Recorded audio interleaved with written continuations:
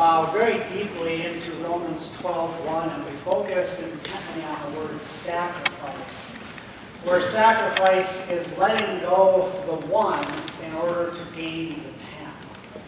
This week we're going to zero in on letting go of the one. Next week we're going to talk about gaining the 10. So as we dive into it, let us pray. God, we are so thankful that you are here. We thank you that we get to be in your presence, God. That you love us, that your joy fills us, that you have a deep desire for us to grow. So God, we ask that this morning your Holy Spirit would come into us and forth through us.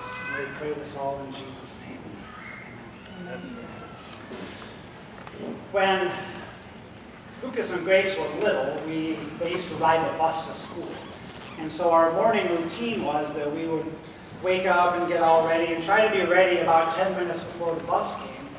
And then we kind of evolved into the routine of we would use that time to read. So every school morning we would sit around the table and read for 10 minutes.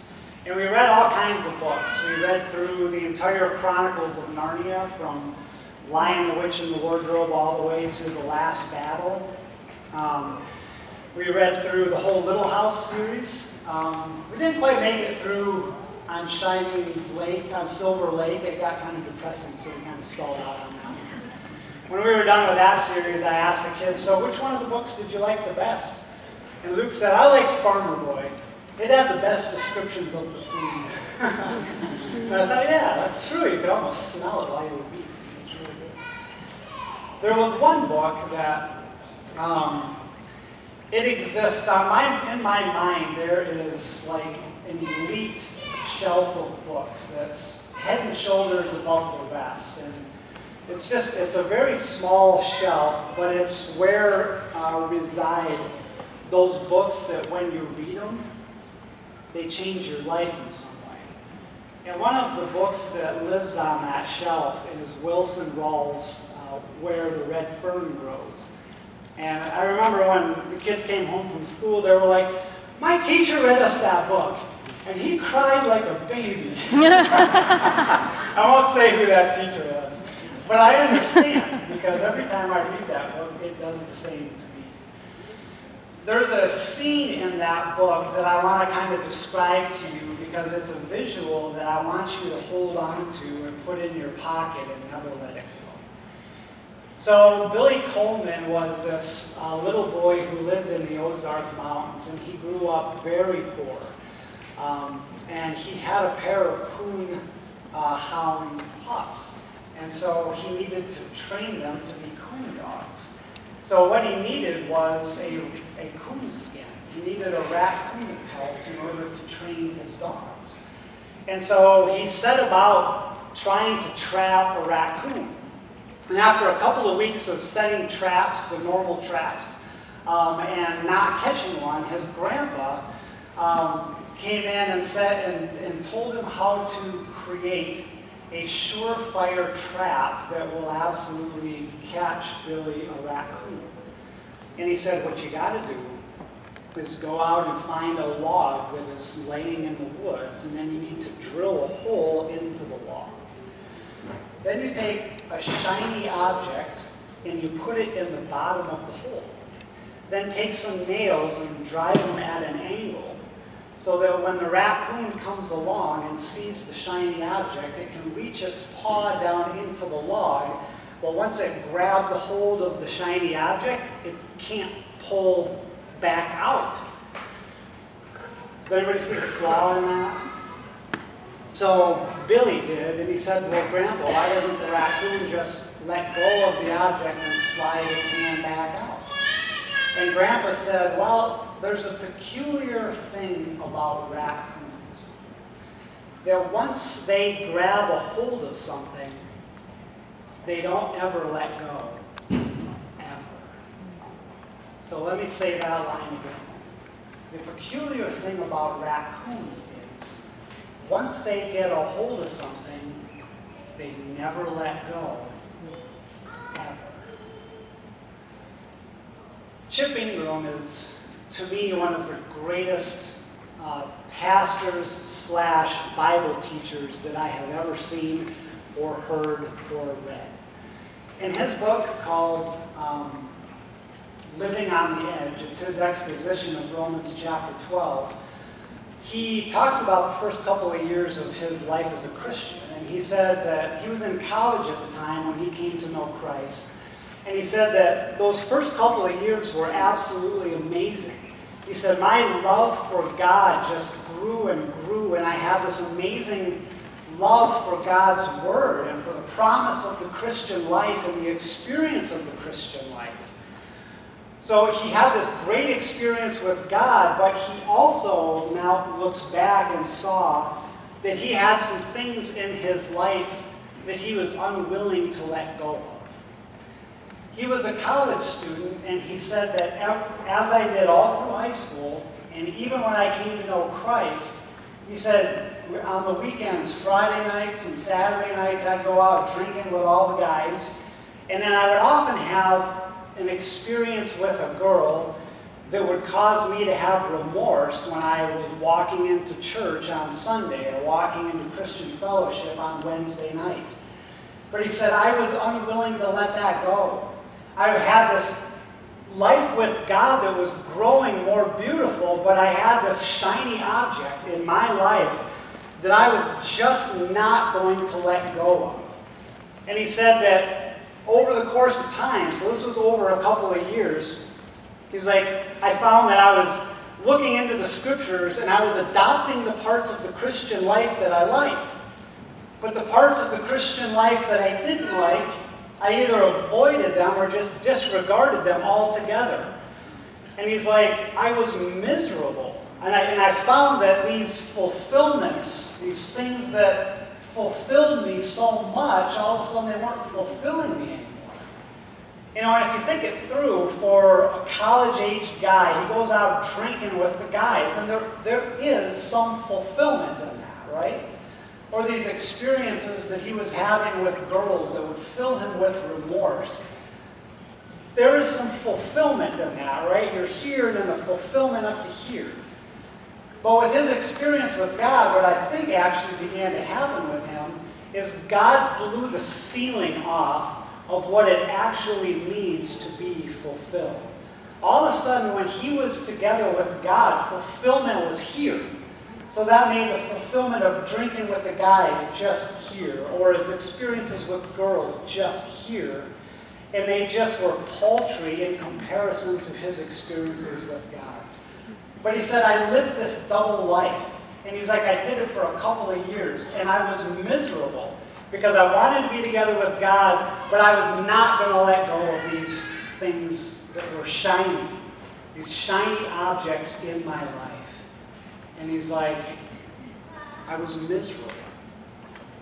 So I just want to pause a second, and I really don't even need to dig here, because chances are very good that already front and center in your mind is that shiny object that you have in your life just not willing to let go. And you might be thinking, why are you picking on me today? I'm not picking on every person. We are designed this way. Human beings are designed by God to long for things. And the thing we're supposed to long for is God. But we spend our time scavenging around the face of the earth to try to find these little fulfillments, to fulfill that longing that we have inside of us. And we all do it. So what is it for you? Say it. So what is the shiny object in your life that you have your hand around that you're just not willing to let go of? Chip finally came to a realization in his life. And we have it up on the screen. He recognized that life like this just was not working. And he said, I realized that my double compartmentalized life had never been God's intent. He wanted me, all of me. The missing power and the absent joy could only come as I understood and applied the truth of Romans 12:1, which is being a living sacrifice. only when I learned about surrender. Surrender. Surrender. What an awful word. Really, if you think about it. I mean, surrender is like the last thing that you want to do. Surrender is like the last resort. I'm backed into a corner and I'm either going to die or I'm going to take my chances and I'm going to surrender, right? Surrender is the last thing that we want to do. History is filled with all kinds of instances where people surrendered and things did not go well for them. I was reading a couple of weeks ago, and I'm not exactly sure why, but it was the leadership style of Genghis Khan. You know, what does that say about me? But Genghis Khan, I mean, just the name ought to bring something to your mind. He was a brutal and ruthless tyrant. He planted the seeds for what was the largest land empire in the history of the world. But Genghis Khan he made history by, when he would attack a town, a village, a city, a population, if they put up any resistance at all, when he inevitably overpowered them, he decimated them. Their life was over. It was miserable. You do not want to surrender to a ruthless tyrant. I was reading about, if you were on a Spanish or a French merchant ship, right? And then all of a sudden you saw the sails of Blackbeard's ship coming at you. And yes, Blackbeard was a real person. When you put up resistance, you had to decide either we're going to fight to the death, because if we surrender, life is not going to go well for us. Life is going to be changed forever. So you do not want to surrender to a ruthless tyrant. Surrender is the last thing you want to do. It's the last option. It's awful unless you surrender to one who loves you and has your best interest in mind. Don't surrender unless it's to someone who loves you and has your best interest in mind. Have you ever held on to just a squalling baby? Right? You might be thinking, yeah, 6 hours. It's just like everything is wrong. There's nothing right in the world. There ain't enough diaper cream on the face of the earth to cure what ails me. And she digs her knees into your chest and was pushing with her arms and bending her head away, just trying to escape. But you don't let go. You continue to hold on because you know that inevitably she's going to get tired. And there's going to be, and if you've ever been in these shoes, there's going to be that moment when she absolutely surrenders.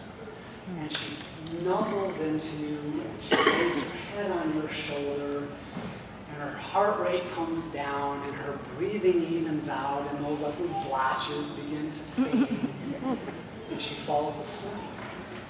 Why? Because she has surrendered into the arms of one who loves her and has her best interest in mind. So Jesus says, "Come to me, all you who are weary and are burdened, and I will give you rest." Come to me, all of you who are weary and are burdened, and I will give you rest. Surrender. Surrendering is so hard to do when we have our grubby little paw wrapped around that shiny object and we just don't want to let go. Jesus says, "Come to me." And we're like, "I want to, but I'm not willing to do it. I'm not willing to do it." We have our iron grip on these things that we think fulfill us. If we think back to the Where the Red Fern Grows story, the grandpa was very wise, right? He was a very wise older man who has had a lot of experience, and he knew the raccoon's nature. He knew that the weakness right? The obsession that a raccoon has is a shiny object. And so he builds the entire trap around the raccoon's weakness. You know, a raccoon's not going to be able to pass up a shiny object, and so we're going to build the trap around the weakness. And then the raccoon is going to be reached in there and so locked on to the fact that I've got a shiny object in my paw, he's going to be so focused on this that he doesn't realize that in actuality, he's sacrificing his whole life.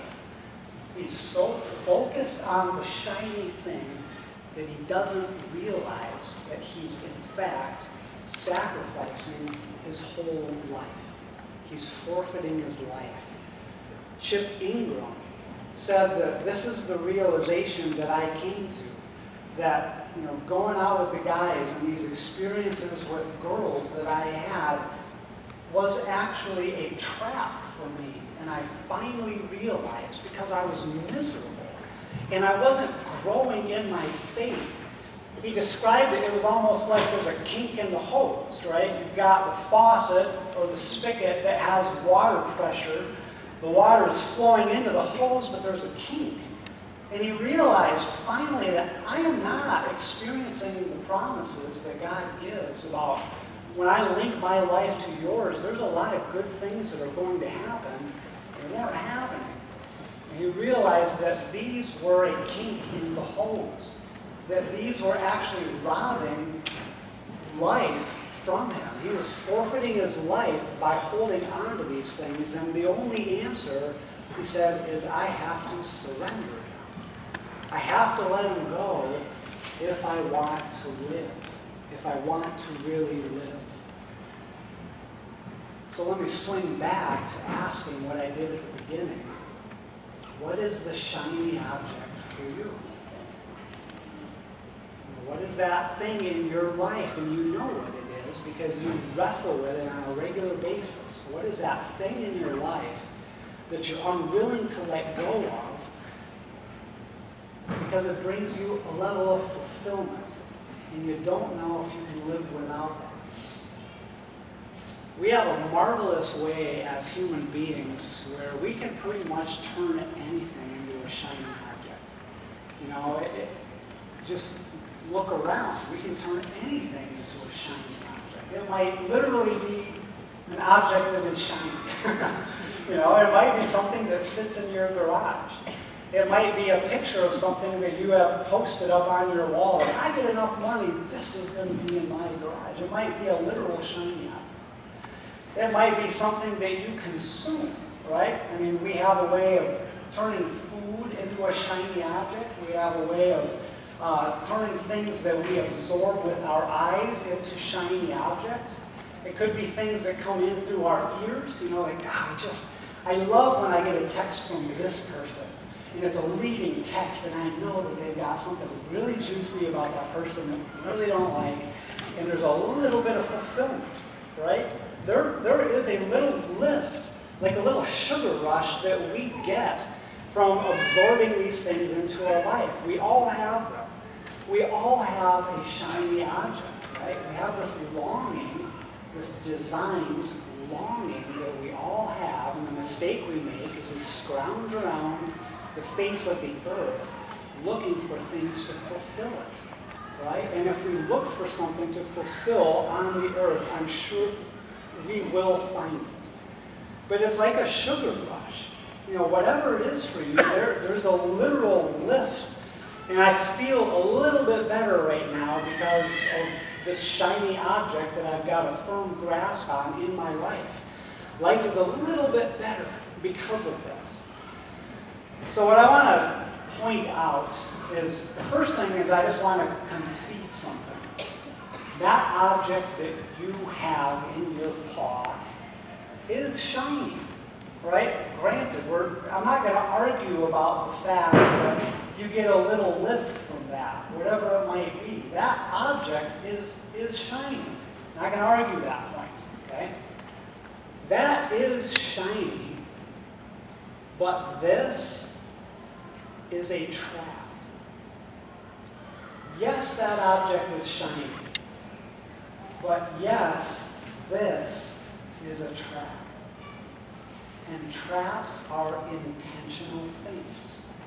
The one who sets the traps is a wise old one who has a whole lot of experience. And he knows exactly what it is in your life that is shiny for you. Right? And the whole trap is built around the shiny object. And then we get our paws on it, and we get so focused on having this that we don't realize that, in fact, we're forfeiting our freedom. We're forfeiting our life. And the cost is huge. You know, if we think literally about this raccoon, and just have this image in your mind, right? You know, we know this raccoon, there's a person with a club on his way. That's the reason for this whole thing, right? For Chip Ingram, he realized that these experiences that I have on Friday and Saturday night in my college years, those were a trap for me. They sucked the life out of me. They kept me from growing as a Christian. The cost cost him his growing life. So how do you know? You know, how do you know what it is for you? How do you know if this is happening in your life? Well, I want to ask a question, and then I just want you to think about the answer to this. And in asking this, there is zero condemnation. This is not a question, no condemnation, no negative, but I want to ask you this. In the last couple of years of your life, are you different now in some significantly positive way? Are you different now than you were 2 years ago? You know, or can you look back a couple of years and say, you know what? I'm pretty much the same person that I was back then. I really don't notice a significant difference.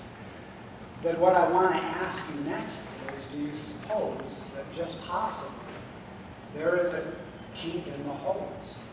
You know, if you are not, if your life is not meshed together with Christ yet, then that's the significant thing that you need to do, and that will change you wonderfully forever. If your life is linked with Christ, and you're finding like, but I'm not growing. You know, I hear about this joy that I'm supposed to have, but I really don't have it. I hear about the peace that Jesus says, my peace I give to you, but I don't feel peace. I don't feel like I am growing. I don't see a significant difference in my life from where it was a couple of years ago. And so what I want to ask is it possible that you have your paw wrapped around a shiny object in your life, whatever that is, and that by holding on to that, Jesus says, come to me and I'll give you rest. You're not doing it. You're not letting go. You're not surrendering it so that you can have life. So again, there's no negative there. I have my list of shiny objects, and some of them are long in the past. Some of them I still struggle with. I wake up in the morning and it's like, today is going to be a day of battle, right? So shiny objects are always going to be there. But when you link your life with Christ and you begin to learn to surrender, there is a certain amount of growth and love and joy and peace that increases your life. So is there a kink in the holes? I just want you to picture this raccoon with its paw down in the log, and I want you to just think, is this a picture of my life? Is this a picture of my life? Why is this important? We have a tendency as human beings to trust God for the eternal things, but to hold back on the everyday. right? I trust God with all of my life from death forward, but I have a tendency to scrounge around and find my own fulfillments in the everyday and not trust God for those. And then we're unwilling to surrender them. And then we find that there is a kink in the holes. And we're stifling the work of the Holy Spirit. And ultimately, this can cost us our life. Are we focused on a shiny object? Yes, it is shiny. But yes, it is attractive. Paul says, and this is the verse we're going to keep mining what Paul says. And I'm going to finish with this. He says, I appeal to you, brothers and sisters, by the mercies of God, to present your bodies as a living sacrifice, holy and loved by God. So we'll pick up from here next week, but today I send you with a challenge. Is this a picture of my life? Let's pray. Lord, we feel the weight of what it means to give our bodies as a living sacrifice. Lord, there are days when we can celebrate the joy of the good news, but there are days when we really need to be cut to the quick. And we need to dwell on hard things, and we need to evaluate our life. And I pray, God, that this would be a week where every single one of us, by your working Spirit who lives in us, that we would look at our life and wonder and ask you, God, am I holding on to something that is keeping me from you? God, show us what it is, and then inspire us to surrender. And we pray this all in Jesus' name. Would you please stand? This morning, when I prayed over Mike before he was coming here to preach, he had that look on his face, and he's like, it's one of those Sundays. And I was like, I hate those Sundays. You know, sometimes Mike preaches and you just laugh the whole time because it's so funny and he's so good at telling stories. And sometimes, if you're like me, your heart's pounding, you know this was a serious word. So as we sing this last song, here's my question for you, which is the translation of what Mike just preached. What is the shiny, what are you holding on to that God wants you to let go of? And what does he want you to receive instead? My encouragement to you today is the same as the words of Jesus from Matthew 11. Come to Jesus, all you who are weary and heavy laden, because he has rest for your soul. Let go of the shiny, hang on to Jesus. This last song has a line where it says, one by one, the enemy has whispered lies and led them all astray. The enemy is Satan, and if he is lying to you right now, tell him no more. Ron, what did you say to me the other week? Get behind me, Satan. Get behind us, Satan, so that we can live in the truth of Jesus. I say, come alive, dry bones, come alive.